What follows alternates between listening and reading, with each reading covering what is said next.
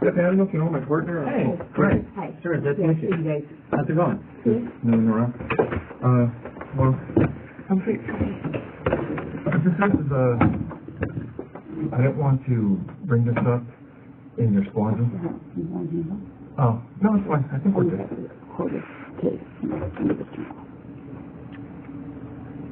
You're going to bring somebody in, right? Yeah, well, I'll explain the whole thing. I don't want to talk about this in the squadron because I don't know who people are listening. And if we go to my side, everybody's always wondering what everybody else is doing. Okay. But we're talking about being busy and stuff.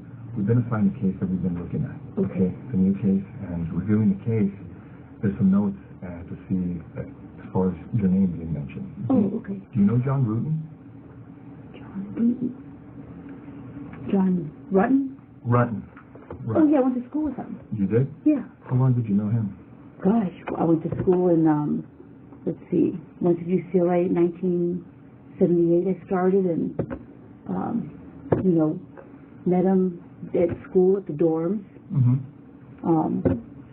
Were you guys friends, close friends? Yeah, we're very close friends. Yeah. I mean, what's this all about? Well, it's a case we're working on. It involves John, and in there, some of the statements we reviewed, there's notes and stuff that he knew you and stuff. Oh, yeah. I mean, good friends. Lived in the dorms I lived in the dorms for 2 years. You guys lived in the same dorm? Yeah. Okay. Yeah, Dykstra. Okay. Were you guys just friends or anything else? Or? Yeah, we were good friends. Yeah. Was there any relationship or anything that developed between you guys? Yeah, I mean, we dated. I mean, what's this all about? Well, it's relating to his wife. Okay. Okay. Did you know her? Not really. I mean, I knew that he got married years ago. Did you ever meet her? God, I don't know. Do you know who she was or anything? Well, let me think. God, it's been a long time ago. I may have met her.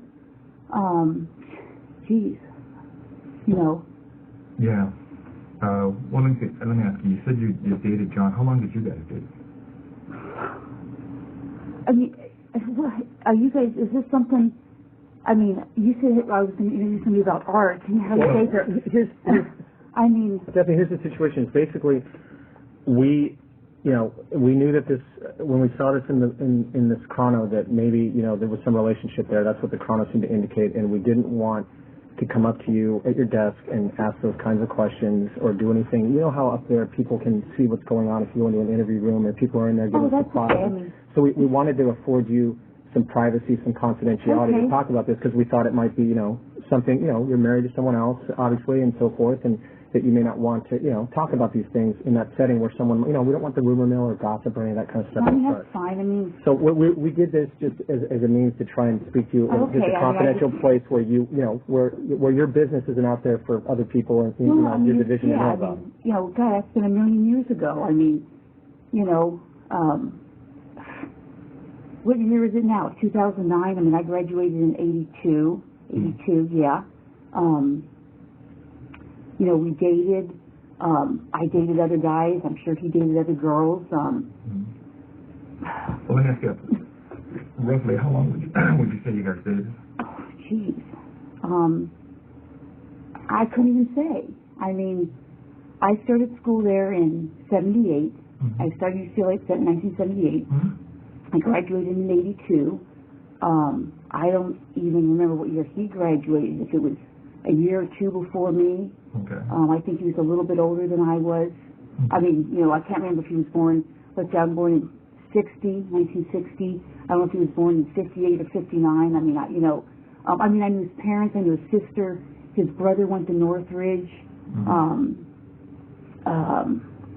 His sister has spent the night at my house before. Obviously, I spent the night at his house before. He probably spent the night at my house before.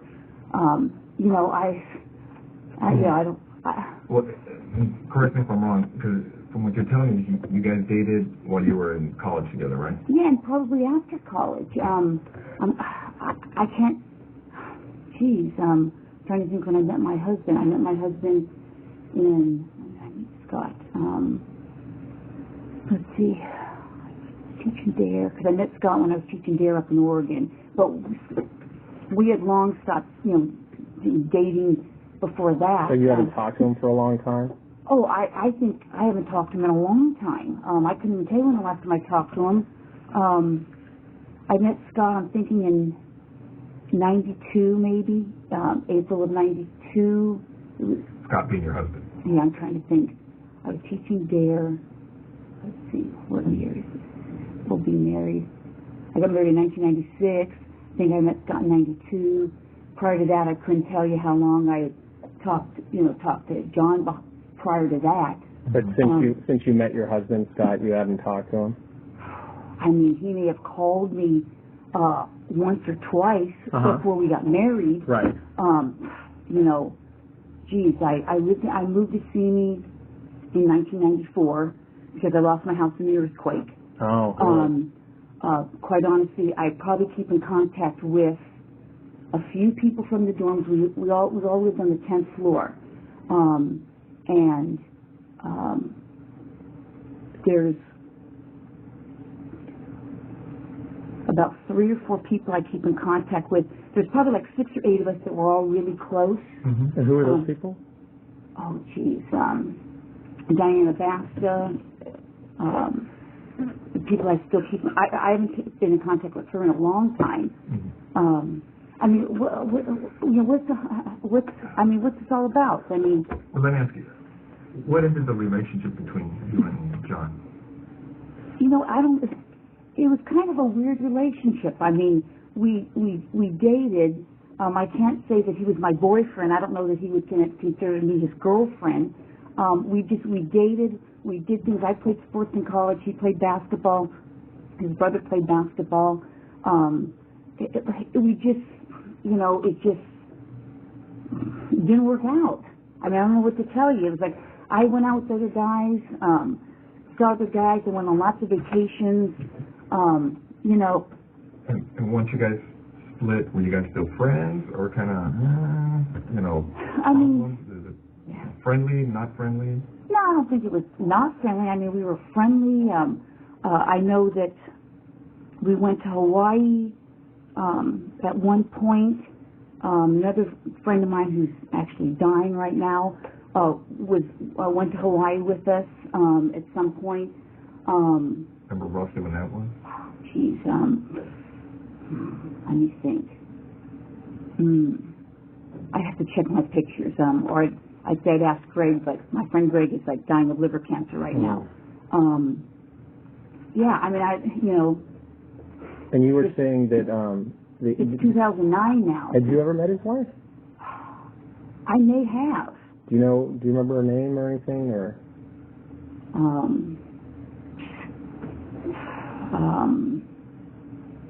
Or what she did for a living, or where she worked, or anything about her? Well, I think I'm going to say I think she was a nurse. Man, I can't remember how he said he met her. I mean, it's been so long ago. Well, let me ask you, did you go to their wedding, No, I didn't go to their wedding. No, I did not go to their wedding. Couldn't even tell you what year he got married. Mm-hmm. I mean, it's been a million years ago. You ever remember if you ever talked to her? Because it seems like a lot of you who were at the school at UCLA, you guys kind of were friends during and after school, so I don't know if you guys still associated afterwards once he was married or anything. With him? Yeah. No, I don't think so. I mean, I would say, the people that were on the dorm floor, we did get-togethers. There's probably like 4 or 5. I don't think he ever came. I don't think, no, it was mostly girls, a girl named Smita, Diane, there's 2 Dianes, but the one Diane, I don't think she ever came. I kind of lost contact with her. We were good friends on the floor. I mean, I don't, again, I don't understand why you're talking about some guy I dated a million years ago. Well, do you know what happened to his wife? Yeah, I know she got killed. What did you hear about that? I saw a poster at work. I'm sure I spoke to him about it. I think I spoke to another friend of his about it. And how did you first learn about that? Jeez. Someone could have called me. I could have heard it at work. I think at one point there may have been a flyer or something. I know a good friend of his... Were you on the job back then when that happened? Yeah, I think so. Yeah, I'm sure I was on the job. That's why I would have heard about it with the flyer. He had a good friend, Mike Boldrick,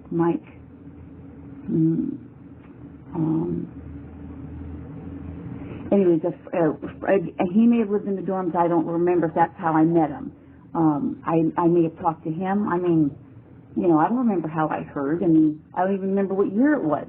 And you think you said you thought his wife was a nurse. Do you have any idea where she was working at the time, or did he ever mention that to you?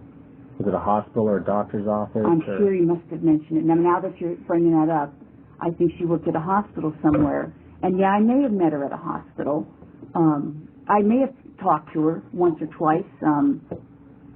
At a hospital? Or more. But being that you're kind of used to see John, was everything okay between you guys? I mean, there was never anything uncomfortable or anything between you and her? I don't know. I mean, it's been so many years. I mean, uncomfortable. I mean, I can't even remember if we had a conversation. I mean, we may have. I may have seen her at his apartment. Geez, how many years ago was that? I don't even know what year she, got killed. Where was his apartment? On Roscoe. Okay. Yeah, Roscoe and east or west of DeSoto. Either east or west of DeSoto. Do you know where he moved after? Did he move after he got married, or do you know, or? I'm sure he did. Did you know where he was living, or? Somewhere in the valley. Did you ever visit him and his wife? No. No? Never went out to, get together, dinners? No. Like I said, his sister used to come over. His sister had come to my place. I knew his brother because his brother played basketball at Northridge. In fact, I was just coming across some pictures that I just scanned from. I take a lot of photos, like 10,000, and I just did a service where I scanned everything. And I'd seen some pictures of his brother playing basketball. You just put them all on your computer so you could have them accessible and do things with them. Well, my partner is a big photo thing, and he had a deal to scan. So I spent a ton of time just scanning photos. I mean, I paid a company to do it. So I've got photos of, his brother, his sister, 10,000 pictures? Oh, yeah. How long did that take them? Months. Now, what do they put that on I'm just curious myself. Do they put it on, they get it all on one DVD? They don't need like a hard drive or anything? No, there's I think 11 DVDs. Yeah, I don't even have time. It's a series of DVDs that they put them on? Oh, yeah. Oh, okay. Yeah, I'm not that familiar with computer stuff, so that's why I was asking. It's like 11 DVDs. Oh, okay. So, I haven't had a chance to go through them. You could go through and pick which ones you don't want. I don't have time to do that. Right. So like you said, I don't think we ever socialized. He'd still call me. I can't say that I would, if he's married, I don't know that I would have called him. Maybe, who knows? I don't know. It's been a million years ago. How long was John married before his wife died? I have no idea. I have no idea. And after his wife died, did you talk to him again or anything? Yeah, I did talk to him.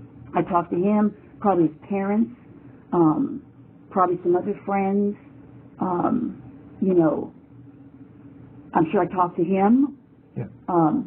But you're not sure where he moved to after he got married? No idea. Never went over to visit him or? I don't think. I don't think so. I don't know. I don't think I did. I know he lived on Roscoe for a long, long time.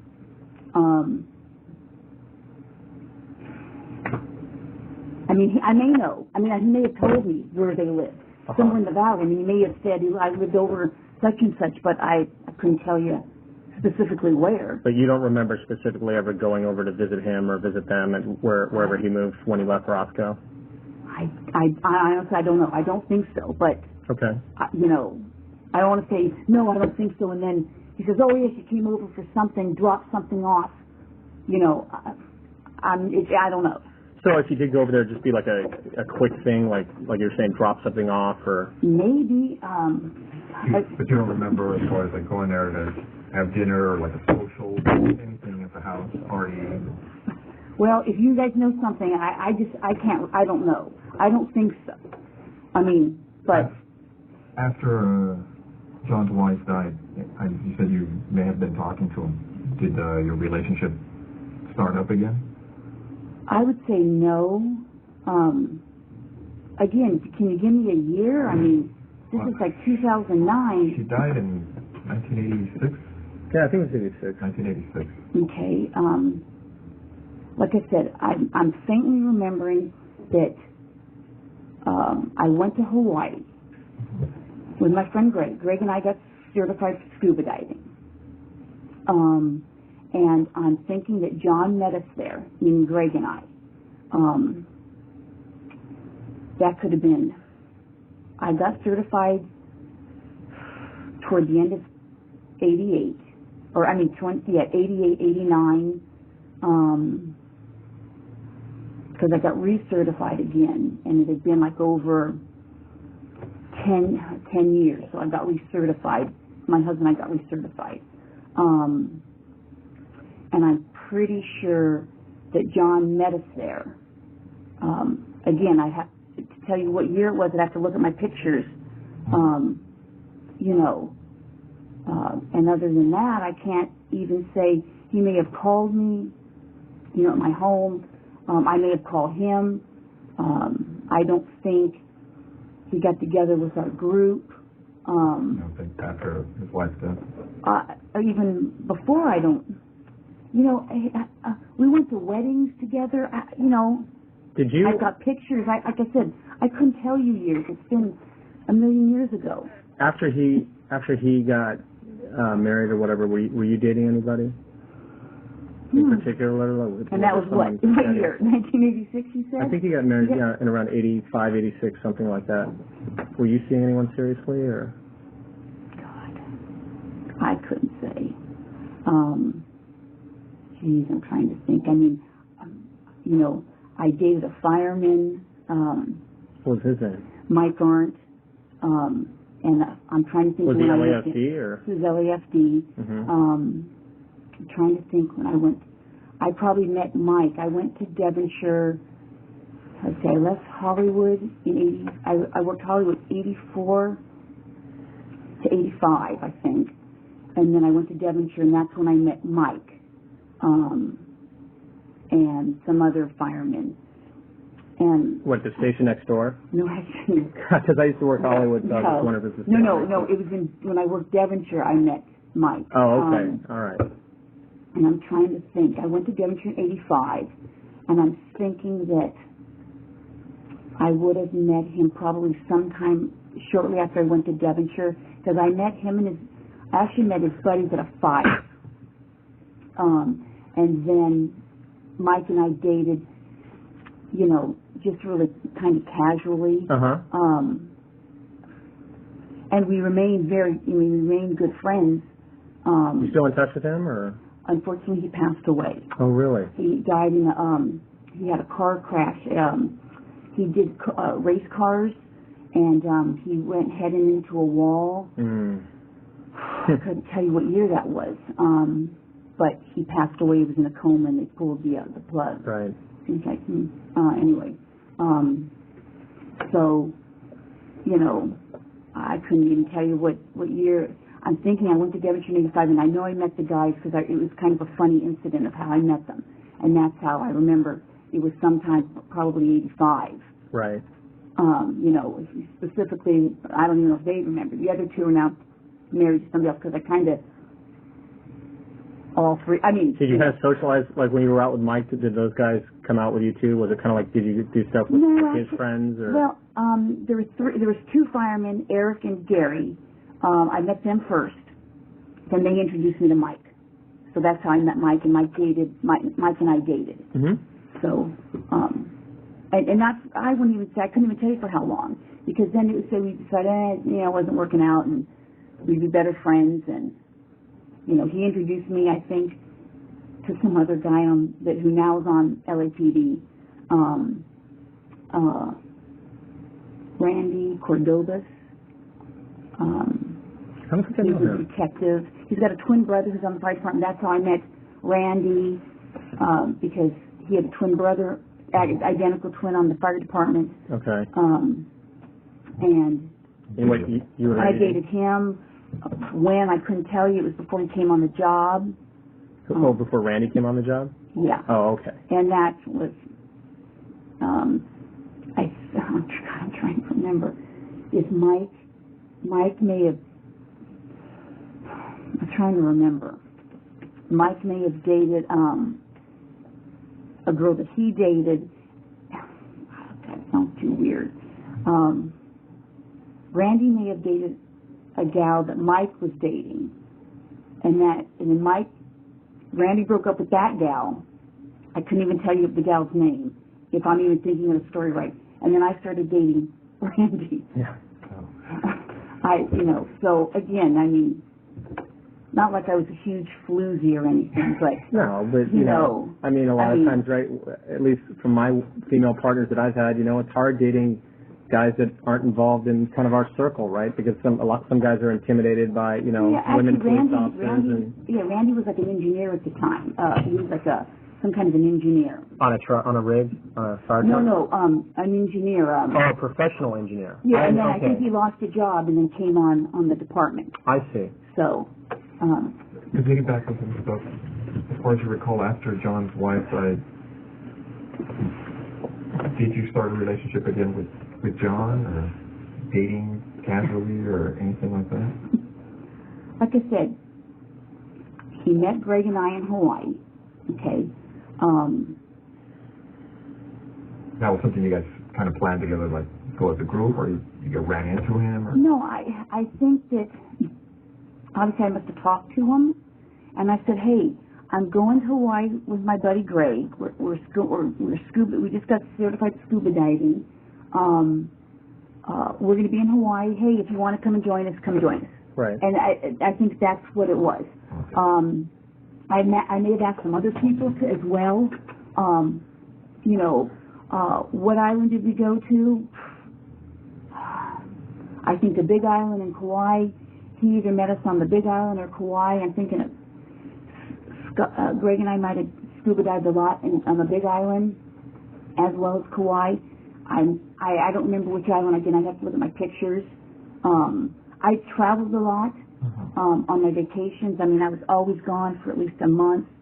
And I would go places, and I would either run into people or, meet people.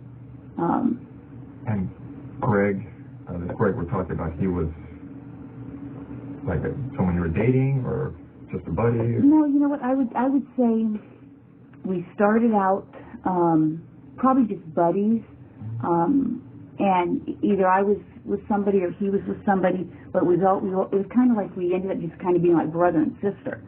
And maybe he wanted something more, but it never worked out. But we did things together. I would consider him. I've probably known him. Let's say I've been on the job almost 26 years. I've probably known Greg 23, 24 years. You still talk to him? Oh yeah, he's dying of liver cancer right now. Yeah. So I consider him a good friend. I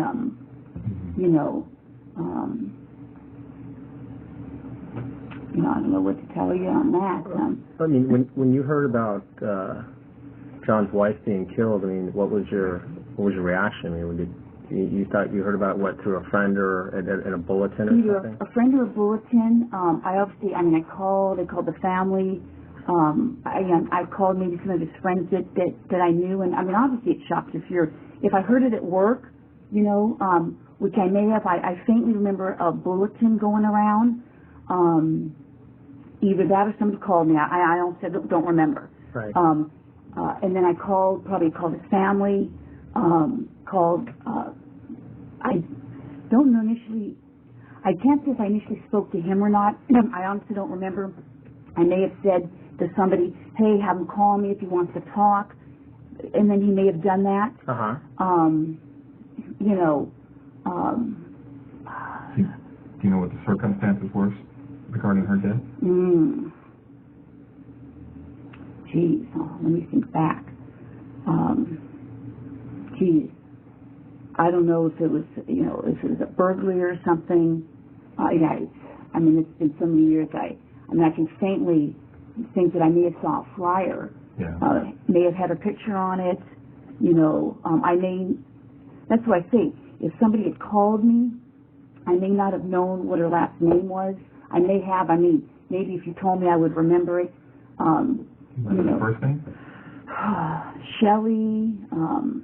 Sherri. I don't know, something maybe, you know. Like I said, it's been so many years, and from all the years, as far as you can remember, do you remember ever talking to her? Well, I said earlier, you know, I mean, I may have, you know, I may have talked to her. You know. You mentioned a hospital, maybe. You may have talked to her at a hospital. Yeah, I may have. You know, I'm thinking back now. You guys are bringing up all these whole memories. No, it kind of jumps off the cuff. You know, I mean, geez. I'm thinking that because I mean, he would date other people, I would date other people, and I think, you know, at one point, I mean, he may have been dating her, or I don't know, maybe he was married. I don't even remember. And I'm like, you know what? Why are you calling me if you're either dating her or living with her or married to her? Because I honestly don't remember the time frame. And I'm like, come on, knock it off. And now I'm thinking I may have gone to her and said, hey, you know what? Is he dating you? He's bothering me. And so I'm thinking that we had a conversation about that. One or two, maybe. It could have been three. I don't want to say I had 3 conversations with her. Like at her work or at their house or? No, I'm thinking that he obviously must have told me where she worked. I'm thinking it was a hospital somewhere in LA, and I could have been. Again, what year was that? Where was I working?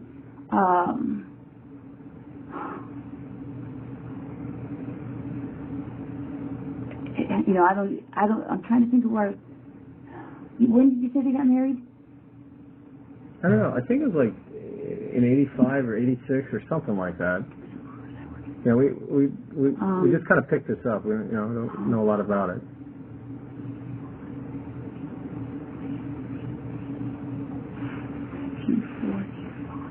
I mean, I could have been working in Hollywood, it sounds like, if that's where I was working. So I could have said, okay, well, and I went and talked to her. And just said, hey, you know what? If he's dating you, he keeps calling me, why don't you tell him to knock it off or whatever? And, because I probably would have told him to knock it off. You would have told John? Oh, yeah. I mean, I would have said, hey, and again. But you wanted to tell her, too? You wanted them both to know? Yeah, I mean, you're getting called, and I'm faintly remembering when Scott moved in with me in 1993, sometime in '93, because I met Scott in April of '92. I was teaching there up in Oregon, and he moved down. In fact, he may have moved down in '92. 92 or 93, there was a big earthquake. No, when was the big earthquake? No, 94. 94, yeah. So I think Scott might have moved in 93, sometime in 93. Excuse me. I haven't had my breakfast yet. And so, excuse me. And so I faintly recall that John may have called a few times, and I'm like, hey, he goes, look, can you talk or something? I'm like, no, I can't talk. I've got, I'm living with somebody. Right. And that could have been a few times. It could have been once, could have been twice, could have been 3 times. Yeah, I don't know, That's during the period of time of the earthquake that you're... Well, no, probably after Scott moved in. I think I met Scott in April of '92. Oh, okay, right before. April of 92, because I stopped teaching there.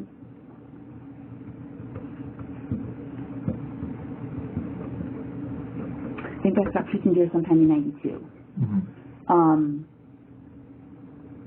And when you say that you may have, that you talked to his wife, said, hey, or I don't know if it was, I guess it wasn't his wife at that time, girlfriend or whatever. And yeah, I don't know if it was his wife or his girl. I mean, quite honestly, I don't even remember. When you said like, hey, he's calling me, he needs to knock it off or what have you. I mean, was that civil? Was there? I mean, oh yeah, no, there was not. I don't think there was anything. If the conversation lasted a few minutes, I can't even remember. And wasn't like we went out to lunch or anything. Right, but there was no like arguments or fights or it didn't get heated or anything like that. Not that I recall. No, I mean.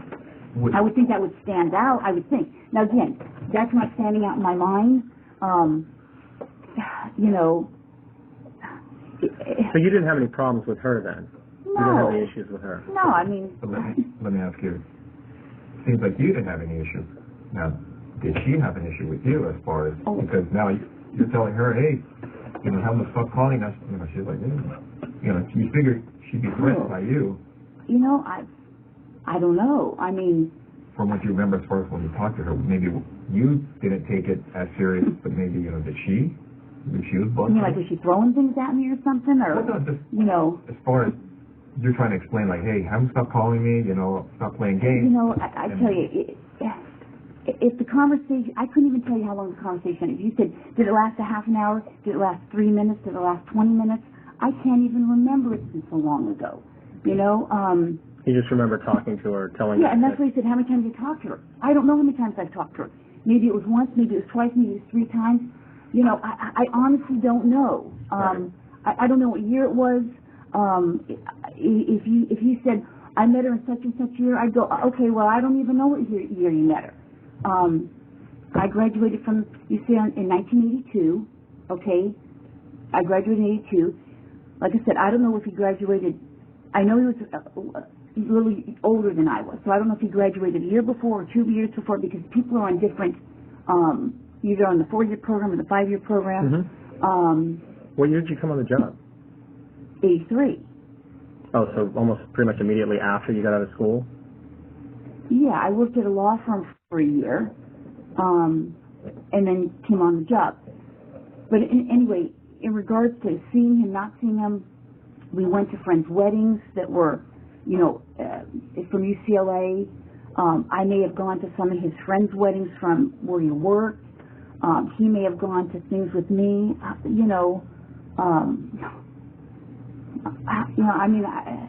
don't know how many times we went to do things, or didn't do things. Right. Like I said, his sister. I know his sister. His brother, his sister, I know stayed at my townhouse a number of times. I couldn't tell you how many times. Right. I would watch his brother, take pictures at a basketball game or two. Where was your townhouse at? In Granada Hills, below the Odyssey. I don't know. I'm sorry. The 405 and the 5. The 405. The 405 turns into 5. The 118. They came down in the earthquake. Okay. So. Okay. And you're saying when you went to see her, do you remember if it was at her house or at the place she worked at? No, I'm thinking that it was probably. For some reason, I want to say that the hospital seemed that if you say he got married in 85 or something, I'm thinking that maybe the hospital was on my way to work in Hollywood. I mean, that's kind of sounding familiar. Would you have gone on duty? Oh, no, I'm sure I wouldn't have. No. I'm pretty good about not doing stuff. No, I'm not saying that, you haven't done stuff on duty, but I would have, I would have been working with somebody, okay.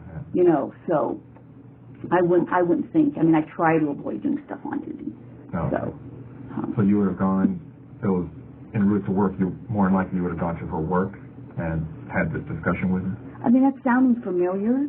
That's, now that you guys are bringing this stuff up, that sounds familiar. But again, what's this got to do with me dating him and, her getting killed? I don't have anything to do with it. And you got something that somebody said, whatever? I mean... Well, like I said, we just literally got this the other day, and you're going through it, yeah. and you see somebody your says, name. next door. Right, and so, I mean, obviously it's like we recognize the name, and we know that, you work next door to us, and so we're trying to get some background, we're trying to figure this out. I mean, this is from a long time ago. Oh, I know. And things have been kind of slow for us, and so, Chief Beck has said, hey, I want you guys working. I don't want you just sitting around reading the paper. Yeah. So he's kind of pushing some older cases out even to the guys that work active cases because, and so we see this and we're just like, oh, well, we want to talk to you about it, but of course, the only reason we did it here is because we're getting into some pretty personal stuff in your relationship. My husband's on the job, and we've been married we don't want to take the risk. We don't want to take the risk when one of those interview rooms, even with the door closed, someone's going to get supplies and sees on a monitor or hears or whatever. No, I appreciate it. I mean, I appreciate it, like I said. That's where people go when there's oral, when they're doing orals. Guys will go in there and try and watch. What are the answers to the questions, I didn't know that. Yeah, so we just want to afford you the most privacy and confidentiality we could. No, I appreciate it. Like I said, I mean, this goes way back, and, I mean, it was very sad. Obviously, I haven't, when we were in college, some of us would go down to his house in San Diego. I went down to his house with him, with him. I know, I'm trying to think of some other people that may have gone down. Is that where he grew up, is down there? Yeah, down in San Diego. Oh, okay. I know his dad was a professor at San Diego State. I don't know if he still is. Mm-hmm. I don't know what happened to his sister, don't know what happened to his brother. I'm sure his dad's probably retired by now. He was, I think, older, even back then. Right. And I can't even tell you the last time I had any contact with any of them. It's been so long. Did he tell you what happened? Like what he heard from the detectives or the police, or? You know what? He may have. For some reason, I'm thinking that, I mean, again, this is like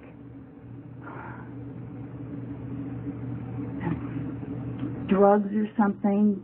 I mean, I faintly remember him mentioning something maybe about cocaine. That she was involved with that? I don't know that he said she was involved or that thought she was. Again, it's been so long. He could have told me the whole story of what happened. And, I mean, like I said, I'm faintly remember either between him or the flyer that there was some kind of a burglary. Let me ask you, did the detective ever reach out to you? No one's ever talked to me. I don't think anybody ever talked to me about him. It seems like back then. I'm thinking that I did talk to a detective. God. Well, what division was it? In Van Nuys? And where was I working? 1986? I would have been working in Devonshire. I'm thinking that I did speak to somebody. Oh, really? I couldn't tell you who it was. Because it doesn't say anything. Probably on the phone. Okay. Would it have been somebody in regards to this, or just? Yeah. Yeah. I don't even know if he said a name, if I would remember it, because I worked Van Nuys for a while. Yeah, I worked. Detectives, patrol? No, detectives. When did I go to Van Nuys? I worked Devonshire till '88. Then I went to Dare till '92. I worked twice at Van Nuys. Both as detectives? Yeah. Sometime in the '90s.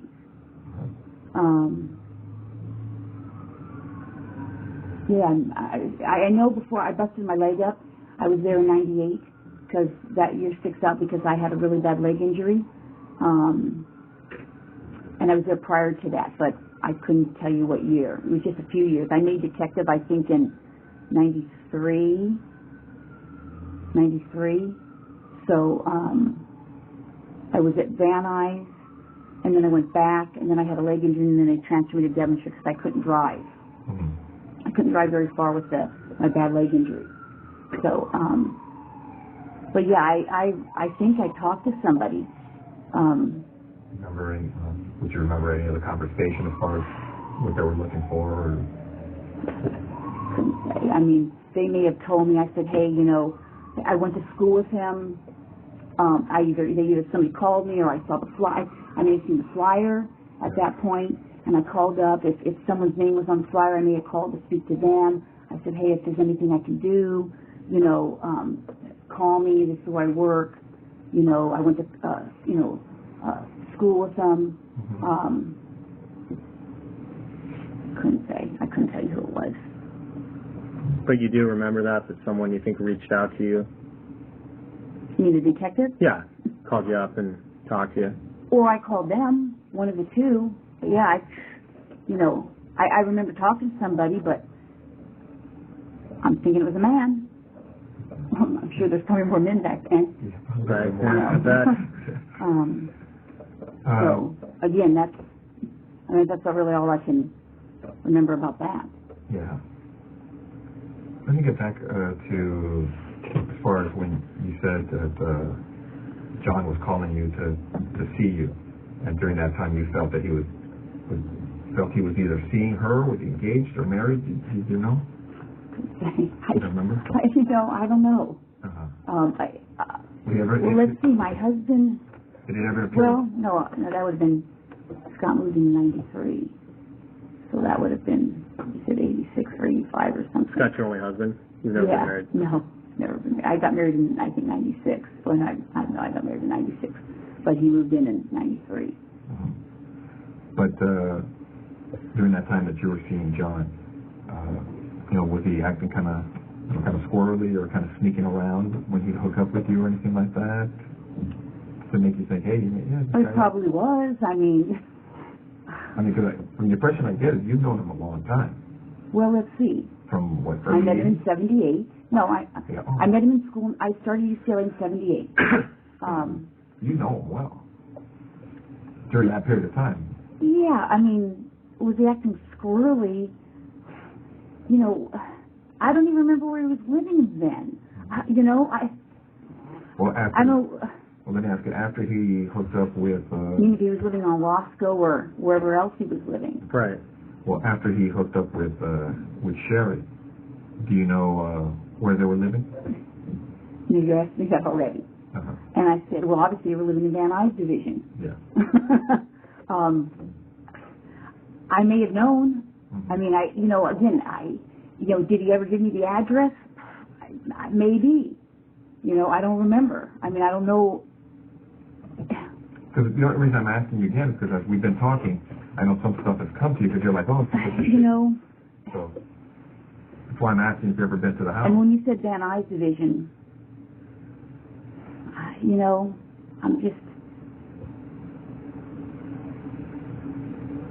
I'm sure he could have told me. He could have told me. He could have told me where he lived. Did you ever have gone there? I don't think I've ever gone there. It's something I don't want to say, no, I've never gone there, and then you say, oh, I was at a party. Because I don't think so. Yeah. Like I said, we've got these friends, we have parties, my house, their house. I just don't think John ever came to, and again, at one point, because we knew people from school together.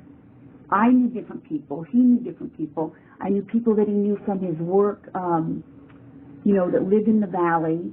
So as far as for social events or anything, you're not sure if you ever been to the house because.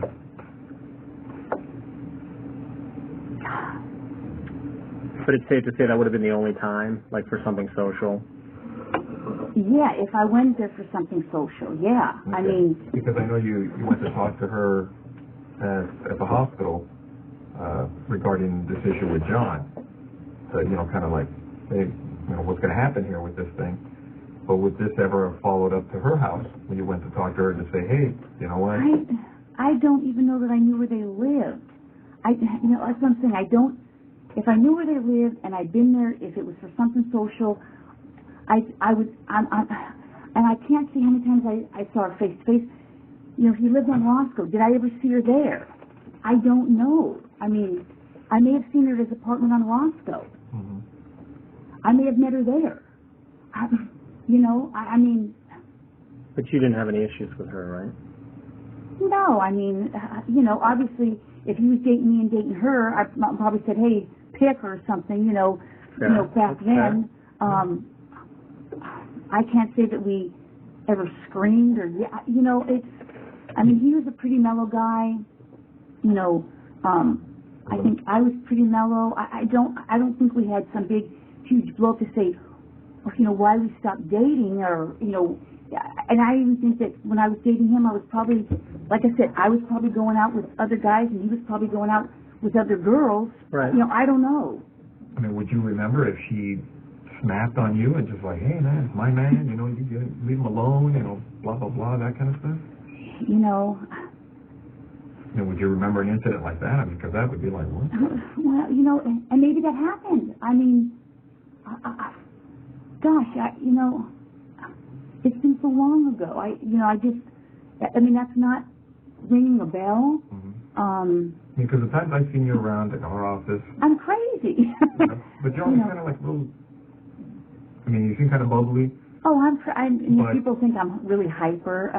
But I can get upset. You know, and then I forget 5 seconds later. You know, mm-hmm. You know how guys razz you and you go, you know. I mean, I've done that in the office, you know, but it's like, and then I'm, you know, I mean, water under the bridge. Yeah, I mean, it's like people think I'm crazy, and then they think I'm crazy at home, and I'm, you know, I'm a hyper person at work. I'm, you know, I enjoy my job. I get excited. I enjoy the job. I've always enjoyed the job. Well, you got a good gig, so. You know, so you know, I don't know. It's like I said, this stuff's been so long ago. You know, I'm sure as soon as I walk out here, I'll go, oh shoot, it's 25 things I'll remember. You know. But you'll call us, or I mean, you'll just come over to our desk. Yeah, I mean, I don't know what else you need to know. Like I said, you know, we knew friends together. A lot of the friends that, you know, that we socialized in the dorms, I would say, I mean, there was a group of us that we were all really close. I mean, even this one guy I was thinking of, you know, Diana Basta. We were all really close. I haven't talked to her in a million years. Diana Basta being a friend of you and John's, or? Yeah, we all lived on the dorm together. I don't know if she lived on the same. I'm trying to think. I know John lived on our floor because his roommate was Dave Newman. Dave Newman now is a big shot, whatever, movie producer, director, something. I don't know. That was John's roommate? Yeah. Oh, and then the guys that lived across from me, Jim Jaskell and Roy Sakaboo, something like that. They lived across from me. Diana Basta, I don't know if she lived on our floor. Maybe she was the RA. Diane Sherman, because I still remain friends with Diane Sherman. Not that I'm not friends with the other people, I just don't see them. A gal named Smita, Sally, Kathleen, you know, so we were all on the floor. I mean, some of them were athletes, some of them weren't. You know, I said, John played basketball, I was going to play basketball. I played basketball at UCLA for 2 years. One of the girls swam on the team, one was on the crew team. So we all did stuff together. And then I'd say after we all graduated, we went to weddings. You know, I went to weddings. But Sherri wasn't part of this circle.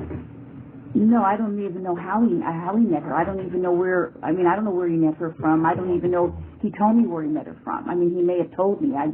You know, that's not ringing a bell. And there was lots. I mean, you know, there was other people that knew other people. You know, that were friends of everybody's. You know. I mean, I don't know what else to tell you. Well, one of the concerns I had is looking at some of the notes is some of Sherri's friends said that you and her were having a problem because of the John situation. Well, number one, I don't know who her friends are. Because again, I don't recall if he did tell me where he met her. I don't even know who these friends are. A problem. Like I said, if I spoke to her I mean, I'll go on as far as a limb, and I don't even want to say I spoke to her 5 times because that's probably not even true. I can't even remember. Again, did I meet him at her place when he lived on Roscoe for, I think, quite a while, but I couldn't tell you how long he lived in Roscoe. And the only reason I remember the place now is because it's like a huge dope place now, where they, it may have been back then, but, maybe we didn't know back then. I could have met her there. I could have, I don't even know that I met any of their friends. I can't say that. I don't know if that's a true statement.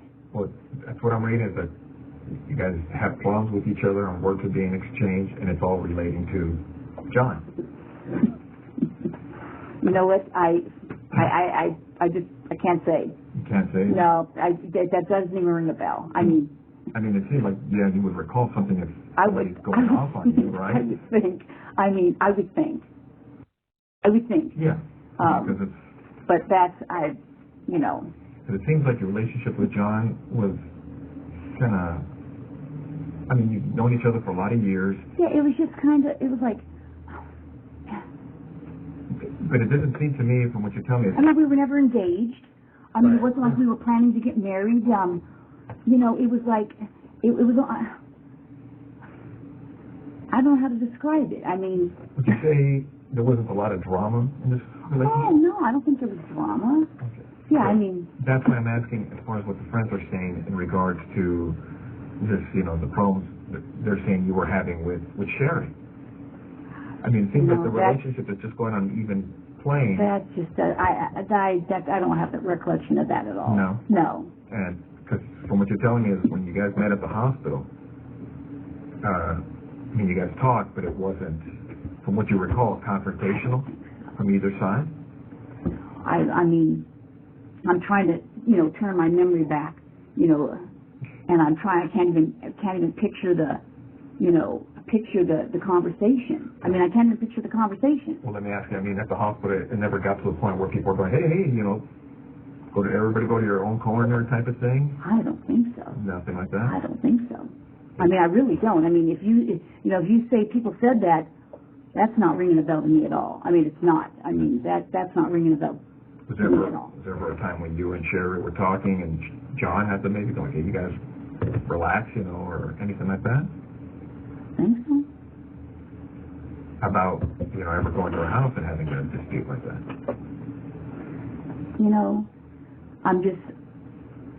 If I met her ever at his apartment, maybe. Maybe I could have met her at her apartment. I'm thinking that the hospital thing, that sounds familiar, that I met her there. I just can't say that I've ever... Again, was I there with other people? I don't know. I don't think I ever met her there or him there, meaning one or the other. I don't think so. I can't. I don't think so. I know the way my wife is. At our house, she wouldn't want my own girlfriends there, So I don't know if maybe she had the same mentality towards you as far as you ever being there. Or being welcome there, But you know what?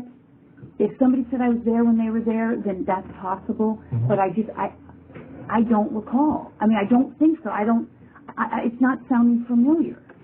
Yeah, because I guess basically what I'm asking is, were you ever welcome to the house? Like, hey. Oh, come over? Yeah, come on over. We're having a barbecue, a dinner party, Christmas party, whatever. I don't know. Mm-hmm. I'm just trying to think. Like I said, because there were so many of us the two Dianes, Jim Gaskell, Roy, Smita, the scout Smita, another friend of ours, Beth, she passed, seems like everybody I know is passing away. She passed away, she was a child diabetic and got very ill. We would all socialize.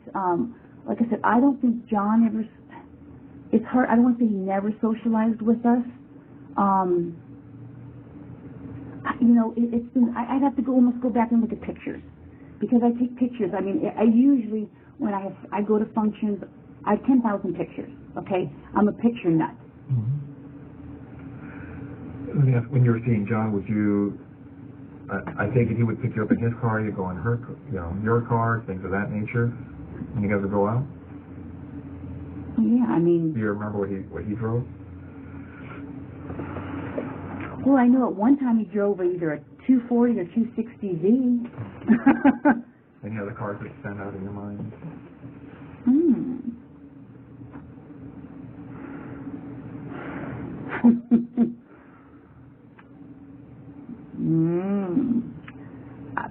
I don't know how long he drove that 240 or 260Z for. And the only reason I say that is because I think I may have a picture of it with him in it. What kind of car did you have back then? Let's see. What year? Or are you like one of those young cops who's like, oh, I got a paycheck and bought a new car? Oh, no. I've only had like a few cars in my whole life. So what did you have when you came on the job?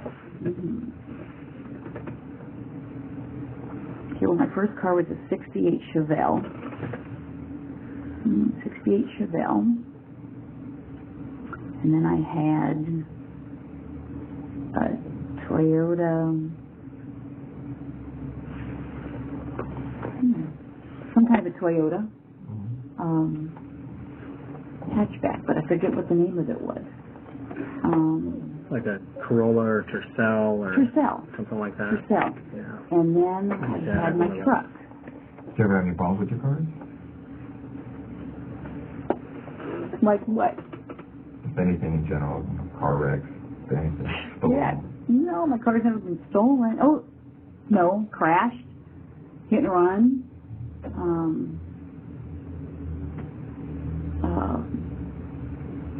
My Tercel was hit and run. Again, I got pictures of the hit and runs. I don't think any of my cars had ever been stolen. No, my cars haven't been stolen.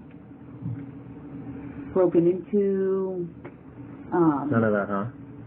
Oh yeah, my cars have been broken into. But no cars have ever been stolen. How long? Well, tell me about this car getting broken into. Well, my car has been broken into several times. Oh, really? Did you ever lose anything, or? Yeah. Now that you mention it, let's see. I had a gun that was stolen. I had other stuff that was stolen. Not your duty gun, was it? No. That's good. Is it ever recovered? I don't know. No, I don't think so. Not that I know of. Never been notified?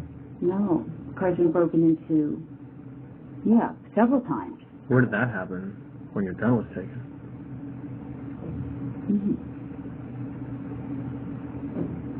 Trying to remember. I'm sure you guys must know. Because my car was broken into in Ventura. I think in Santa Monica. I have relatives that live in Santa Monica and Venice. Who lived there? My uncle. Well, I had several uncles. Could have been Santa Monica, Venice. My car's been broken into in Ventura before. So. Is your mom still around, or? Yeah. Your dad? Yeah, but I don't really have much of a relationship with my dad. So I couldn't tell you where he lives if you want to know. Oh, really? No. Yeah, I couldn't tell you. Well, like I said, as we were looking at the case, and we had read the notes as far as from Sherri's friend saying you guys had problems or words, and they got heated. The reason we're asking is they had mentioned that an incident at her work had occurred, and they've also told us that an incident at her house occurred. You know what? And this is at her house during the period of time that they're married. That's just not sounding familiar at all. I mean, that's just not again, if someone says that I was at her house and I had an incident with her, that just doesn't sound, was John there? Did John say this happened and other people were there? I don't recall. I mean, it just doesn't sound, familiar. And this is an incident where you showed up, you weren't supposed to show up, and things got heated. At his house? Yeah. That just doesn't sound familiar. I mean, no. It's not sounding familiar. So not at all. Now you're saying not familiar because it's just well, you remember, or well, it's just... you know what? I'd have to say I don't remember, because I don't remember. That doesn't sound familiar.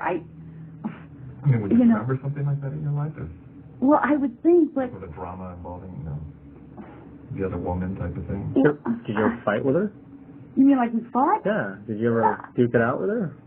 No, I don't think so. I mean... You'd remember that, right? That would be pretty... Yeah, I would think so. I pretty mean... specific. Yeah, like I said, obviously... it just doesn't sound familiar. I mean, what are they saying? So I fought with her, so now, I'm getting the jump, the leap. Excuse me, I haven't eaten. They're saying, okay, I fought with her, so I must have killed her. I mean, come on. I mean, that's, I don't even know who these people are. I can't even say I met any of these people. I mean, it's insane.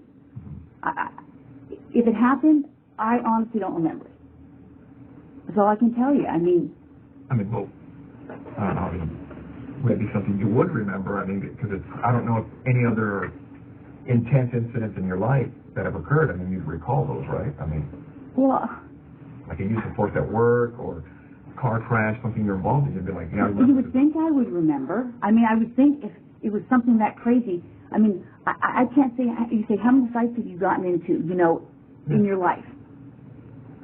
A few at work. Well, fights at work are kind of different because we've all had uses of force or whatever. But I didn't have even a lot of those. Right, but if you're actually, I've played. Like if Dan and I got mad at each other and we threw blows in the squad room, 20 years later, I would remember it. I would think I would remember it, but that's what I'm saying. That's not sounding familiar to me at all. Let me ask you. Throughout your life, would you remember the number of fights you've been involved in? And I don't mean kind of like a bump or something, just a physical fight where everybody's hitting each other, scratching, pulling, whatever. Maybe. I can't say I've been in a lot. I played sports. Yeah. You get into scuffles there, and and you recall some of those, right? Yeah, I can recall some of them. Games getting intense. But like I said, just you saying this is just not ringing a bell. Nothing. I don't know what to tell you. That's just not ringing a bell to me. It'd be something. I would think I would remember. Yeah. If you're in this, I would think so too. If you're in this other girl's house and the words are exchanged, you figure you recall. I would think. Especially if it got physical, right? Well, I would think. And it's relating to, a guy that you were dating and that she's dating now, and it's like a whole love triangle type of thing. You figure you remember that, right? Well, I would think. So. I don't know what to still tell you. Yeah. No, because I'm looking at the notes and people are kind of, they're pointing the finger at you. Well, and that's not ringing a bell to me, so, I don't know, it's, I don't know what to tell you. That just sounds crazy to me. Yeah, so you offhand, you don't recall ever going into her house and having words and physically, No. attacking her attacking you? No. Nothing like that? No, that's, no. Nothing? No, not at all. Okay. Well, on some of the, on this case, this occurred in 86, right? Detectives processed the scene, things of that nature. They did fingerprints and all that stuff. The status. Mm-hmm. You've been doing this longer than I have. Well, I don't know about that. I got 26 years on, going on 26. 19 or something. But, as they processed everything, they did the best they could at that time, and they looked at a lot of people and different things in this case. And you're right. If you guys are claiming that I'm a suspect, then, I got a problem with that. Okay. Okay? So, you know, if you're doing this as an interrogation, you're saying, hey, I'm a suspect. Well, now I got a problem with, you know, now you're accusing me of this. Is that what you're saying? We're trying to figure out what happened, Stephanie. Well, I'm just saying, you know, do I need to get a lawyer if you're accusing me of this? You know, you don't have to. I mean, you know, you're here of your own free will. I mean, no, I know, but I mean, you're not under arrest. You can walk out. You can leave whenever you like. Well, but, you know, I'm trying to give you some background of, you know, how I knew him, and now you're telling me that somebody's saying that we had this big old fight, and I don't even know what you're talking about. You know, and I don't want to, you know, get in trouble for something that I didn't even do, or you're saying I did something. Okay. We understand. I mean, how would you guys like it if the tables were turned on you? I understand. No. No, that's what we're telling you. I mean, you're free to go whenever you want. If this makes you uncomfortable and you want to... now you're starting to make me uncomfortable. The thing is, I mean, detectives did what they could at that time on the crime scene. Okay? And the burglary thing you're talking about, that is an angle that they looked at. But now we're looking at everything else on the case. Because nobody was ever arrested on the case. I don't know that or not. Okay. Now, what we'd like to do is, obviously, you know about all the DNA stuff and things of the nature that, you know, gets done on cases nowadays. You know, if we asked you for a DNA swab, would you be willing to give us one? Maybe. Because now I'm thinking I probably need to talk to a lawyer. Okay. I mean, well, because I know how this stuff works, okay? Don't get me wrong, you're right, I have been doing this a long time. Yeah. And I wish I had been recording this because now it sounds like, you know, there's, you know, you're telling these people saying I'm fighting with her, and now it sounds like you're trying to, you know, I've been doing this a long time. Yeah, we know. Okay? And now it almost sounds like you're trying to pin something on me. No, now I got that sense. Well, what it gets to on these cases, and you know it as well as I do, our job is to identify and eliminate I suspects. can't believe this. So if we ask you to a point, give us a DNA sample, a fecal swab, so we can identify or eliminate you, would you be willing to do that? Maybe. Because I know this. Well, that's what we're at to. I mean, because right now, from looking at the evidence, it's, you know, it's possible we may have some DNA at the location. That's great. And we're going to do what we can to try to put this thing together. And your name's in the book. These people are pointing at you for whatever reason. Oh, why? That's just crazy. I mean, that's absolutely crazy. And it would be irresponsible on our part not to look at it. I know. You guys have to do your job, and I guess I'm going to have to contact somebody. So. That's fair. I mean, because I know how this stuff works. I mean, I just can't believe it. I mean, we understand that. I mean, if we were in your position, I mean, we would feel the same way. I just can't even believe it. I mean, it's just, I mean, I'm shocked. I'm really shocked that somebody would be saying that I did this. I mean, we had a fight, and so I went and killed her. I mean, come on. Well, that's... Okay. Sorry. Well, thanks for giving me the courtesy to record this. Thanks for your time. Yeah, thank you. All right, Stephanie, take care. All right.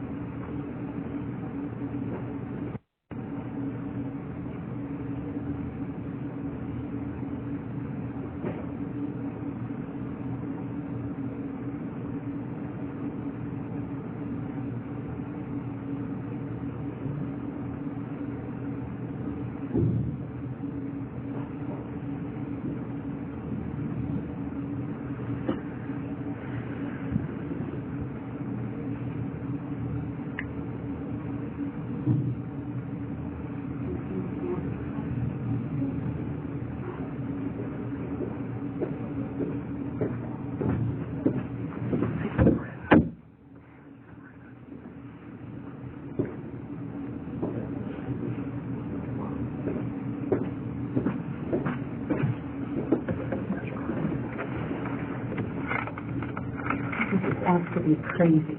Let's see, Stephanie. It's insane. Okay.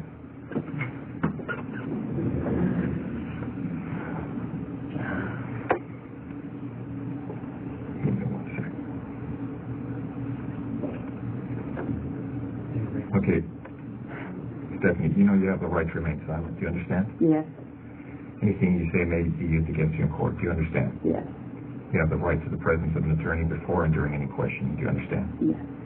If you cannot afford an attorney, one will be appointed for you free of charge before any questioning if you want. Do you understand? Yes. You want to talk to us right now? No. All right. Okay. This then. is crazy. This is happening. I'm like in shock. I'm totally in shock. A woman was found dead in her own apartment, and from the very beginning of the investigation, the case was very strange.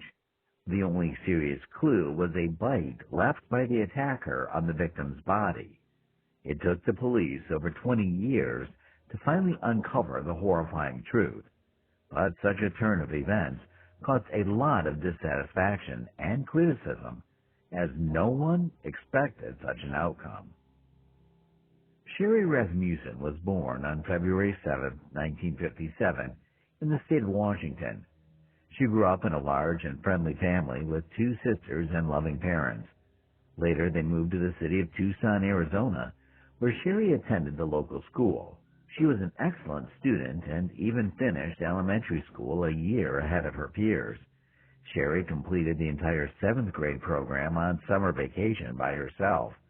After graduating from high school in 1973, she enrolled in a California college, where her older sister was already studying. In her first year, Sherri decided to pursue a medical education and become a nurse, for which she had to take additional courses at another institution. After graduating from college in 1975, Sherri decided to get a master's degree at the University of California, Los Angeles, and also worked there as a nurse to pay for her education. After receiving her master's degree at the age of 23, her father bought her an apartment in the suburbs of Los Angeles. But Sherri did not want to live off her parents, so she wrote her father a check every month for the entire amount of the mortgage payments. She also got a job at a local hospital, heading the nursing department for caring for seriously ill people. In May 1984, when Sherri was 27 years old, she met a man named John Ruetten. They immediately hit it off, and the couple started dating. John had a good education, worked as a computer engineer, and was a very intelligent young man. A year later, the couple decided to get married, and after that, John moved into Sherri's apartment.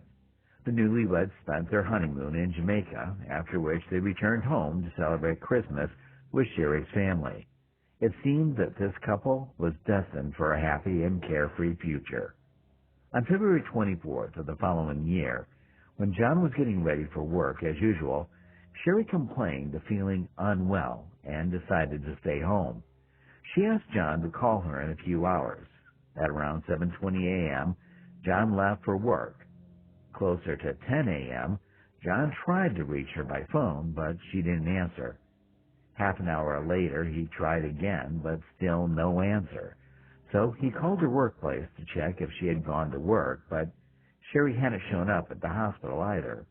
Her sister also tried to reach her, but without success. John returned home from work at around 6 p.m. and immediately noticed something strange. The garage door was open, even though he had closed it in the morning, and Sherri's car was missing. Therefore, he first thought that she had gone somewhere. As he approached the garage, he saw a lot of broken glass and immediately discovered its source. There was a small balcony above the garage with a glass door which had been smashed. He entered the house through the garage and, to his horror, found Sherri there. She was lying on the floor, her body badly disfigured. John immediately called the police, and detectives began to examine the crime scene. In all the rooms, there was complete chaos. Broken vases, overturned furniture, scattered items. A bloody handprint was found on the wall next to the alarm button. Apparently, the victim tried to reach it, but failed. In addition to extensive bruises and wounds, experts noticed a human bite mark on Sherri's wrist. Apart from all of the above, the marks on her hands indicated that the attacker tied up the victim before untying her. The cause of death was 3 close-range gunshot wounds. Detectives found a blanket with bullet holes in the apartment and concluded that the attacker wrapped the gun in it to muffle the sound of the shots. Detectives immediately concluded that there was a prolonged struggle between the attacker and Sherri. This was evidenced by the amount of scattered and broken items throughout the apartment, as well as a bloody mark next to the alarm button. The lead investigator quickly concluded that they were dealing with a failed robbery. According to his opinion, at least 2 criminals broke into Sherri's apartment, but they didn't expect her to be home. A struggle ensued between them, and Sherri fought for her life until the end. Several facts supported the robbery version. Firstly, Sherri's car disappeared from the garage. Secondly, someone had placed the stereo equipment and player next to the staircase leading to the 2nd floor. According to the police, the robbers wanted to take them and leave, but after the scuffle and murder, they fled the scene. However, there were some dubious moments in this version. Firstly, the police did not find any signs of forced entry. This meant that either Sherri let the criminals in herself or they had a key. Secondly, the perpetrators did not touch absolutely all the valuable items, including the jewelry box standing in plain sight. Detectives interviewed all of Sherri's neighbors, but it didn't yield any new leads. Some residents heard the sounds of a struggle, but not gunshots. They also didn't see anyone entering the woman's apartment. Experts took blood samples and fingerprints from the house, but they couldn't conduct DNA analysis in 1985. The lead investigator also took a piece of cotton and soaked it in the trace of the bite on Sherri's body. He hoped that the attacker's saliva could be left behind, and eventually experts could use this clue to catch the killer. After a thorough search of the apartment, detectives learned one interesting fact. It turned out that the criminals took only one thing: Sherri and John's marriage certificate. This was very strange and also raised suspicions about the man himself, but his alibi was unquestionable. John was at work until the evening, and he simply couldn't have committed this crime. Moreover, he himself told the police about the disappearance of this document. Detectives were unable to find an explanation for this strange fact. After a week and a half, they found Sherri's car in a parking lot 4 kilometers from her apartment. It was unlocked, and the keys were in the ignition. Forensic experts tried to find fingerprints, but they were unsuccessful. Either the criminals only touched it with gloves on, or they wiped away all the fingerprints. 2 months after the murder, that took place just a few hundred meters from Sherri's home, a robbery occurred. Detectives immediately found many similarities. 2 criminals broke into a stranger's apartment through the garage, threatened the owner with a gun, and stole stereo equipment. The lead investigator immediately thought that these 2 were behind the woman's murder, so the police tried to find them. From witness accounts, they created approximate composite sketches of the suspects and also learned that both men were Latino, but they were never found. However, investigators did not show much interest in getting to the truth, which constantly irritated Sherri's parents. Her father regularly went to the police station, inquired about the progress of the investigation, and asked the detectives to consider different versions. Once he even asked them to take a closer look at John's ex-girlfriend, Stephanie Lazarus, who was a police officer herself. Sherri had told her father several times that she was obsessed with John, but the investigators only laughed at this version. They told him to watch fewer detective shows. The thing was that Stephanie couldn't accept John's departure. Learning that he was going to marry another woman, she came to Sherri's workplace. Stephanie told her that their marriage was doomed and that she and John would be together again sooner or later. In addition, she said that John had slept with her already after becoming engaged to Sherri. Of course, after this visit, Sherri was deeply upset. Upon returning home, she told John what had happened, and he admitted that he had indeed slept with Stephanie. After she found out about his engagement, the young woman begged him to come over, spoke of her love, and urged him to return to her. But he said he loved Sherri and intended to marry her. Then Stephanie offered to sleep with him one last time, and John agreed. He apologized to Sherri and said it was a huge mistake on his part. The woman forgave him, and this incident with Stephanie gradually faded away. But the story didn't end there. Stephanie came to their home several times without warning under various pretexts. Once she came with a set of skis and announced that John promised to wax them for her. The next time she entered their apartment when the man was not at home. Sherri did not even hear how she entered the room and was shocked to see Stephanie in her living room. When asked what she was doing there, the woman said she came to talk to John. Sherri had a hard time convincing her to leave. Later, she even thought of going to the police about this incident, but did not. The woman was afraid that if she told about the harassment by their own employee, they would just laugh at her. She also wondered how Stephanie managed to enter the residential complex. It was surrounded by a high fence, and a special pass was required to enter. Apparently, the woman used her police badge, and the security let her in. As for Stephanie's apartment, there had to be a duplicate key. Otherwise, she simply could not have entered without breaking the lock. In addition to this, Sherri repeatedly noticed that someone was following her. Once, she and John were sitting in a restaurant, and the woman saw someone staring at them intently. As soon as she looked at this person, he immediately left. Sherri did not see his face because it was covered with a hood. Unknown calls also regularly came to their home phone, and Sherri suspected it could be Stephanie. The victim's father told detectives about all these incidents, but they did not attach any importance to his words. They were sure that the murder was committed by the two Mexicans who robbed an apartment near Sherri's home. 3 months after the murder, something interesting happened. Some documents from Sherri's case disappeared from the police station. Among them were records of detectives about the progress of the investigation. They had to record almost every step related to the investigation of this crime. But at one point, the police simply could not find these journals. However, there were no important leads there anyway. Since then, the case has been hanging for years.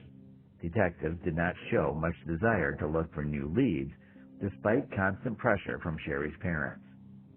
8 months after the murder, Sherri's father offered a reward of $10,000 for any information that would help find the perpetrator. A year later, he held a press conference where he again promised a reward for information, but in both cases, it yielded no results. 7 years later, the lead investigator on the case retired. The victim's father decided to meet with his successor, hoping that he would take his job more seriously. Additionally, it was 1993, and DNA analysis technology was already being actively used by the police to solve crimes. Sherri's father asked the detective to perform such an analysis and even offered to fully pay for it. However, the detective stated that it was pointless since they did not have a single suspect with whom to compare the obtained DNA profile. Meanwhile, John started a new family, but at some point, he reunited with Stephanie. They planned to go to Hawaii together, but something unusual happened before that. The man called the detective and asked if they had any new evidence indicating Stephanie's involvement in the murder. Apparently, he himself suspected that the woman might have done something like that. However, all these years, he was afraid to talk about it, although this did not prevent him from sleeping with her again. As for Stephanie herself, she was quickly climbing the career ladder in the police department. She received higher ranks, twice became Detective of the Year, and had an impeccable reputation. She also married another police officer, but this did not prevent her from regularly sleeping with John. In 2001, a separate unit was formed in Los Angeles to work on unsolved murders. They were given Sherri's case along with thousands of similar cases, and the detectives began sorting through them gradually. They briefly studied each case, trying to understand which ones had the greatest chance of being solved. For example, murders without any clues were pushed to the end of the queue, and cases with DNA samples of possible suspects were marked as the most promising. Sherri's murder made it onto this list because among the evidence was a piece of cotton that could have contained the perpetrator's saliva, left behind after a bite. 2 years later, detectives picked up the case and sent all available evidence to the laboratory. Due to high demand, they had to wait almost 2 years for the results until January 2005. Among the evidence were nail fragments and blood samples from the apartment. All of them contained only Sherri's DNA, and the forensic scientists only had to study the sample from the bite mark on her body. The problem was that they couldn't find the vial with this evidence for a whole day until they finally discovered it by the wall of a large refrigerator. After studying the sample, experts found foreign DNA belonging to an unknown woman. This profile was immediately run through the FBI database, but it wasn't there. Detectives speculated that this woman could have committed the robbery with another criminal, or 2 female robbers could have broken into Sherri's apartment. The investigators still believed that the murder occurred during a robbery. Therefore, they didn't consider any other versions.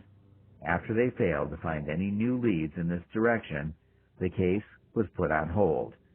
This continued until February 2009, when a new detective took up Sherri's case and began studying the materials left by other investigators. Seeing that DNA from another woman was found at the bite mark on the victim's body, he questioned the robbery version. Detectives considered that the motives for this crime could be completely different, so they decided to compile a list of all the women who could potentially be related to Sherri's murder. As a result, they managed to collect 5 names. Among them was Stephanie, the victim's colleague at work, and 3 other young women. The detectives initially doubted Stephanie's involvement, considering her reputation and successful career in the police. For this reason, he first decided to check the other suspects. Together with other investigators, they fairly quickly concluded that 3 women from this list had no connection to Sherri's death. They lacked motives and had alibis. After that, they began to investigate the nurse who worked with Sherri. The case file stated that they had rather tense relations, and the police secretly obtained a sample of her DNA from the trash she threw away. Experts extracted the profile and found that it didn't match the saliva found at the bite mark location. Thus, the detectives had only one suspect left, Stephanie. He and several colleagues agreed to keep this information secret until they could obtain solid evidence or disprove this theory. None of them wanted to accuse a police officer with an impeccable reputation of murder, and Stephanie could easily ruin their careers using her connections. They began secretly gathering information on her, trying to find any connection to the murder. Interestingly, the woman worked in the same building on the same floor as them. Because of this, the investigators had to take many precautions and not even mention her name in their notes. Soon, the detectives discovered the first interesting fact. During the years of the murder, Stephanie owned a .38 caliber revolver, the same type of gun that was used to shoot Sherri. They also learned that the victim had repeatedly complained about strange and even aggressive behavior from Stephanie. The fact that the police officer came to Sherri's workplace in her uniform and said rude things to her seemed suspicious. Even more suspicion was added by the fact that Stephanie had broken into Sherri's gated community and even into her apartment several times. After analyzing the reports and photos from the crime scene, the detectives concluded that the possible robbery seemed staged. Nothing was taken from the apartment, not even the valuable items that were prominently displayed, but instead only a player and stereo were taken away. Moreover, the shooter had to be well versed in how the gun worked. In extreme conditions, he was able to wrap the gun barrel with a blanket in such a way that the neighbors did not hear a single shot. It is unlikely that a low-level thief of players could possess such skills, but a trained and experienced police officer could. Another fact indicating Stephanie's involvement was a stolen marriage registration certificate found in her apartment. Why would some random burglars look for this document and take it with them, leaving a whole box of jewelry behind? But for Stephanie, it could have had a significant symbolic value. Perhaps killing Sherri was not enough for her, or she had planned to break into her apartment only for this document, but the woman caught her in the act. In the end, the detectives learned that 2 weeks after the murder, Stephanie came to the police station and filed a report of theft. According to this information, someone had broken into her car, which was left near the pier, and stolen several items, including a sports bag, clothes, videotapes, and a .38 caliber revolver. Given all the facts presented, the moment with the gun seemed very suspicious. Detectives suspected that she intentionally got rid of the weapon, disguising it as a theft. Furthermore, she filed a report at a different police station where nobody knew her, which seemed very strange since her colleagues would have taken the case with the utmost responsibility. As a result, the detectives decided to obtain a DNA sample from Stephanie. Several officers undercover followed her for a week until they finally had the opportunity to get it. On May 28, 2009, Stephanie and her stepdaughter stopped at a cafe for a snack. As soon as they left, the officers took the glass she drank from and sent it to the lab. The next day, the result was ready. A full match. Despite the many factors pointing to Stephanie's involvement, the detectives were still shocked. It was hard for them to believe that a high-ranking and respected police officer was connected to the murder, but the DNA results were indisputable. However, at that moment, they did not have time for these thoughts, and investigators began developing a plan to arrest her. None of them wanted to do this in the middle of the police station, in front of hundreds of officers. Moreover, Stephanie had extensive connections, and the detectives decided to lure her away from prying eyes. The chief of the Los Angeles Police Department was unofficially informed that one of his subordinates was suspected of the murder. The chief ordered the detectives not to approach Stephanie while she had her service or personal weapon with her. He also considered the idea of arresting her in her own home risky, since she lived with her husband and stepdaughter. The detectives began to think about how to get the person who outranked them to surrender their weapon, and soon they had an excellent idea. In the basement of the police department, there were holding cells designed for temporary detention of criminals, so anyone entering there had to surrender their weapon. To lure her there, a legend was created. Stephanie had extensive experience working in the department that dealt with art thefts. Therefore, on June 5, 2009, 2 detectives with hidden microphones approached her and asked for help. They said they had arrested a suspect who may have some information about stolen paintings. The detectives admitted that they were not familiar with all the details and needed the help of an experienced professional. Stephanie agreed and went with them to the basement where the suspect was supposed to be held. After the woman surrendered her weapon, they went to the interrogation room, but there was no suspect there. Instead, the detectives gradually and very carefully laid out the cards on the table, asking Stephanie questions about Sherri's murder. At first, they simply said that they needed to ask her a few questions about an old case related to her ex-boyfriend. Over the course of an hour, they smoothly led the dialogue to a discussion of the murder itself, but Stephanie said that she hardly remembered Sherri, as it was all a long time ago. Finally, the detectives announced that they had obtained the killer's DNA and asked Stephanie to provide her DNA sample for comparison. At that point, the woman immediately said that she was not going to give her DNA, refused to talk further without a lawyer, and decided to leave. The detectives let her go, but several policemen with handcuffs were waiting for Stephanie at the end of the corridor. 23 years after the murder, the woman was arrested. Considering Stephanie's vast police experience, all attempts to talk to her during interrogations led to no results. She knew the situation perfectly. There was DNA evidence against her, found at the bite mark on the victim's body, and it was extremely difficult to dispute this evidence. Nevertheless, she denied her involvement and insisted on her innocence. As a result, the detectives had no choice but to prepare documents for the transfer to court. Over the next few years, Stephanie was held in a woman's prison until the first hearings began in 2012. It took the police 3 years to basically rebuild the case from scratch. Because their predecessors blindly believed in a failed robbery, it was necessary to redo all the materials and focus specifically on Stephanie. At the trial, the woman continued to insist on her innocence. Her lawyer questioned the DNA test results and also pointed out that there were no suspicions against Stephanie during the initial investigation. But all these arguments turned out to be completely unconvincing. The prosecution believed that on that day, Stephanie waited for John to leave for work and entered Sherri's apartment.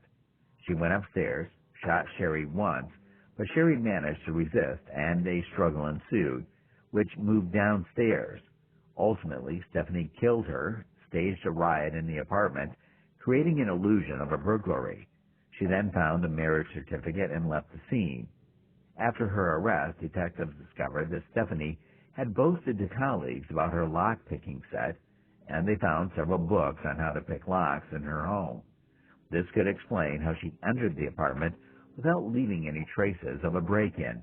A lock of not the best quality can be picked with lock picks so that no expert will notice any traces.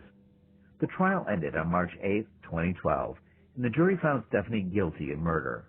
She received a sentence ranging from 27 years to life in prison, as well as an additional 2 years for using a service weapon.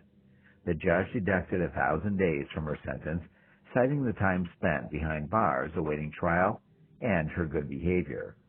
Sherri's parents tried to sue the detectives who originally worked the case, despite the fact that the victim's father had been telling them to look at Stephanie from the very beginning. They ignored his words. This raises a reasonable question. Were they deliberately covering up their colleague, or did they really not believe in her involvement? In the first case, it would have been a serious crime, and in the second case, it would have been simple negligence and ignoring significant facts. Unfortunately, the statute of limitations had expired in this case, and the court refused to prosecute these police officers. As for Stephanie, she filed an appeal immediately after the trial, but it was quickly rejected. She still denies her guilt while behind bars. At present, she's 62 years old and can file a petition for early release only in 2039. Sherri's ex-husband, John, lost interest in investigating her murder almost immediately after it. Is shocking. Obviously, it's not every day that LAPD detective is arrested for a cold case murder, let alone a female detective, and that the circumstances of the case were so fallacious, so sensational, so many surreal turns, a love triangle. The case was on a knife edge between being solved and never being solved for most of its history. I'm crazy. As the evidence in the case came out, it wasn't really a whodunit, but how she got away with it, that's what I wanted to know. My name is Matthew McGough. I'm the author of The Lazarus Files, a cold case investigation. The Lazarus Files is about the murder of Sherri Rasmussen, a newlywed hospital nurse who was killed in Los Angeles in 1986. 23 years later, in 2009, the LAPD arrested one of its own detectives, Stephanie Lazarus, for the murder of Sherri Rasmussen. What initially attracted me to the case was a chance encounter I had with Detective Stephanie Lazarus a year before she was arrested for murder. I was interested in writing about art theft, which was Detective Lazarus's last assignment before she was arrested for murder. And in 2008, I interviewed her.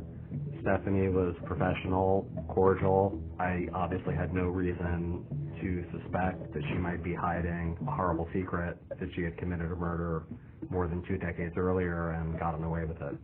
Well, one of the concerns I had looking at some of the notes is some of Sherri's friends said that you and her were having a problem because of the John situation. Stephanie was involved in a love triangle with Sherri's husband, John Ruetten, who she had dated before John and Sherri met.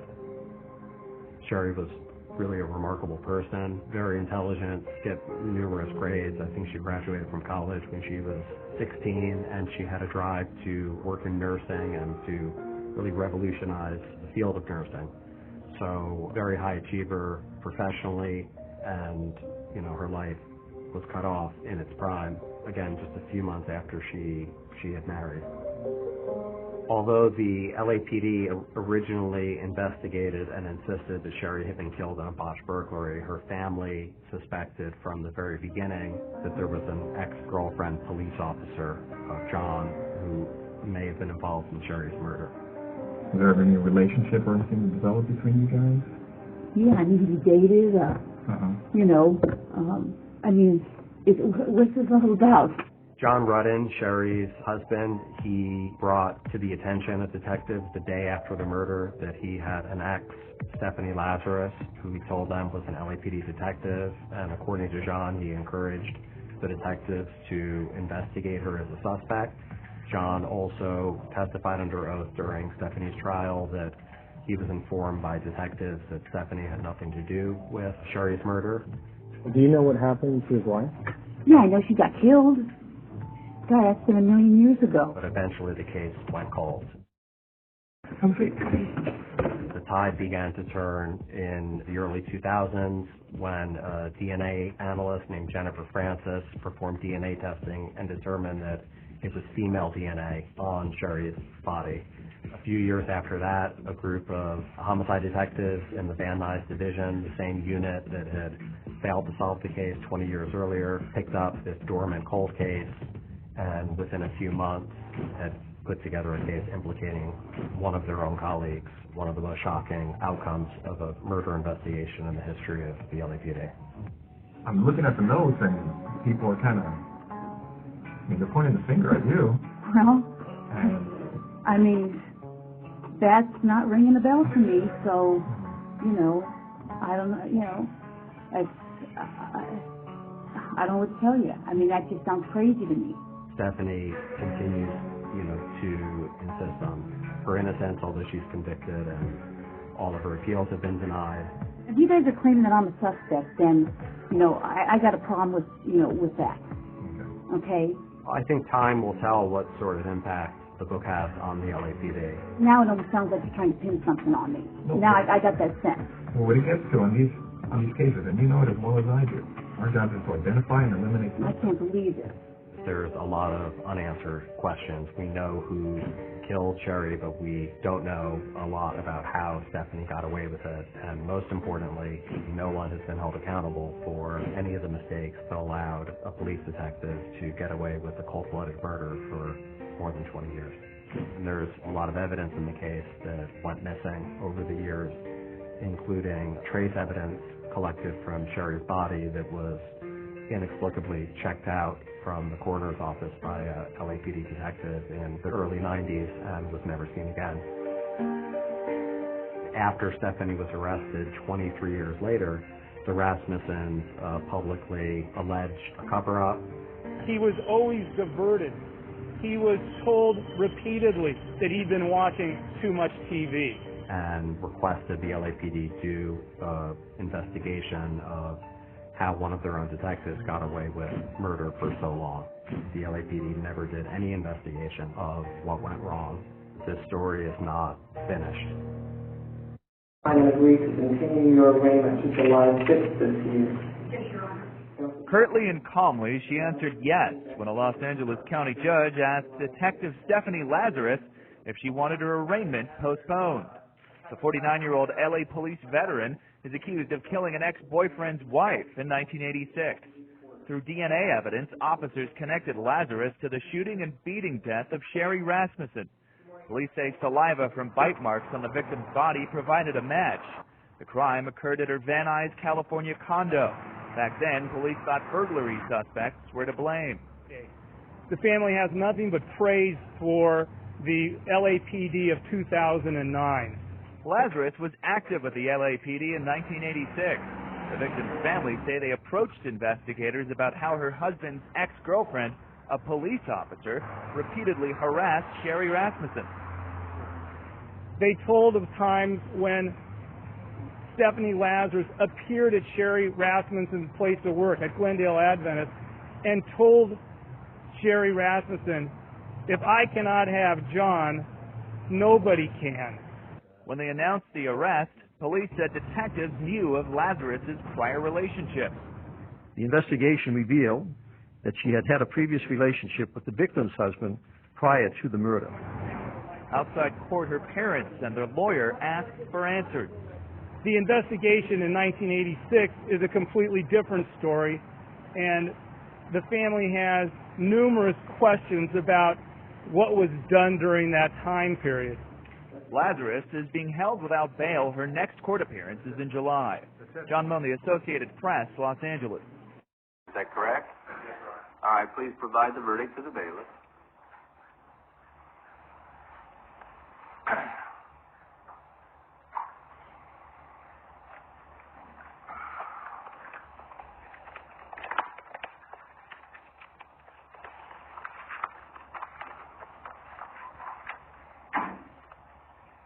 All right, the clerk will please read the verdict.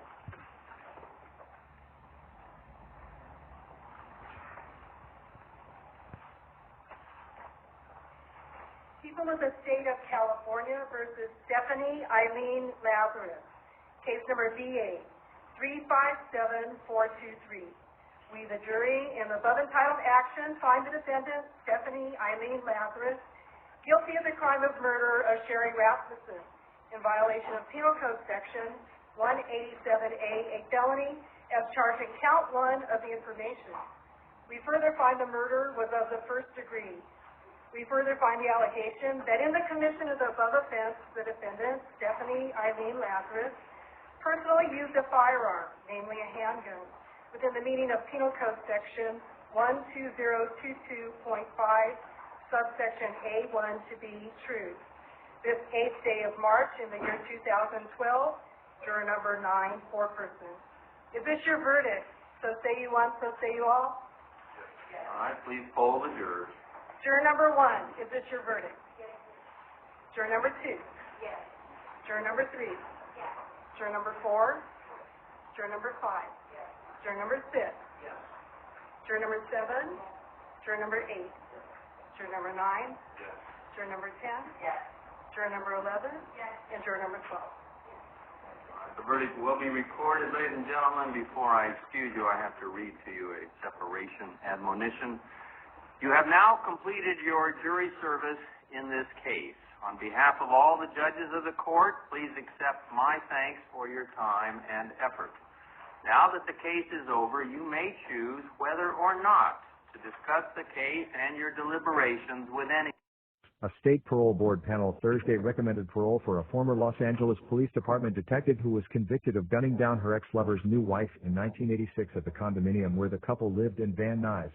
The decision was made during the first parole suitability hearing for Stephanie Ilene Lazarus, an art theft investigator and 25-year LAPD veteran who was convicted in March 2012 of first-degree murder for the February 24, 1986, killing of Sherri Rasmussen. The grant of parole is tentative and subject to review by the state's Board of Parole Hearings in a process that can take up to 120 days, according to the California Department of Corrections and Rehabilitation. Governor Gavin Newsom could then allow the decision to stand, reverse the parole grant, or ask the full parole board to consider the issue. Lazarus, now 63, is serving a 27-year to life state prison sentence. She retired from the LAPD after being arrested by robbery homicide division detectives at the department's downtown headquarters, largely as a result of DNA evidence taken from a bite mark on Rasmussen's left forearm. LAPD detectives had trailed Lazarus to surreptitiously get a DNA sample from her in May 2009 by collecting a drink cup and straw she had thrown in a trash can outside a Costco store. Rasmussen, 29-year-old Glendale Adventist Medical Center nursing supervisor, was shot 3 times on February 24, 1986, in the Balboa Boulevard condominium she shared with her husband. Rasmussen had married John Ruetten, Lazarus' one-time love interest, 3 months before her death. Rasmussen's father, Nels, had insisted shortly after his daughter's killing that police investigate Lazarus, who had been an officer for 2 years at the time of Rasmussen's death, but the case went cold until 2004 when investigators with the LAPD's cold case unit reopened the case and asked the coroner's office to locate the bite mark tissue sample, which had been stored in a freezer in an evidence room since 1986, according to a 2015 ruling by a three-justice panel from California's 2nd District Court of Appeal that upheld Lazarus' conviction. DNA testing determined that the major profile was from a female, and investigators turned their attention towards specific women who might have had reason to harm Rasmussen, according to the ruling. The appellate court panel rejected Lazarus' claim that the delay in bringing charges against her violated her due process rights. The panel also denied the defense's claims that a lower court should have quashed search warrants used to search her home and computers and that jurors should not have heard a tape of her being interviewed by LAPD detectives before her June 2009 arrest. The appellate court panel noted in its ruling that Lazarus' DNA profile precisely matched the profile of the person who bit Rasmussen shortly before her death. Lazarus had a compelling motive to kill Rasmussen because she had been abruptly dropped by Ruetten when he met his future wife, and Lazarus had confronted Rasmussen at Glendale Adventist Medical Center, where the 29-year-old woman worked as a nursing supervisor, the justices noted in the 78-page ruling. Ruetten and Rasmussen were married in November 1985, a few months after Lazarus wrote Ruetten's mother that she was truly in love with John, the appellate court panel noted. The evidence of motive and the circumstantial evidence, combined with the presence of appellant's DNA on a wound inflicted on the victim during her struggles with her assailant, provided convincing evidence of appellant's guilt. Associate Justice Nora Manella wrote on behalf of the panel in its 2015 ruling. The California Supreme Court refused in October 2015 to review the case against Lazarus. After the verdict, then LAPD Chief Charlie Beck called the case a tragedy on every level and apologized for how long it took to solve this case and bring a measure of justice to this tragedy.